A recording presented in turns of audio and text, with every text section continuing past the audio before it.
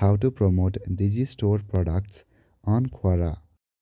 Hello everyone, in this video I'm gonna explain to you how you can promote Digi products on Quora. Firstly, make sure that you have a professional profile on Quora. Use your real name and picture with a detailed bio. After that, make sure to choose a niche. This is helpful because your audience will only watch products that are under your niche. Also, study about your audience. Make sure your audience are interested on the product that you're trying to promote. If you get an insight on what your audience wants, you can promote products accordingly. While creating post or content, make sure that you are helpful. Also, make sure to build trust with your audience. Provide value first before recommending the product.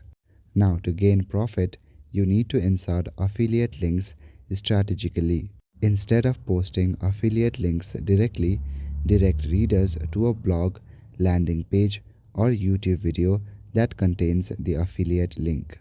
This way, your audience will feel genuine and a trust will be built. So, that is it for this video. I will see you in the next one. Thank you.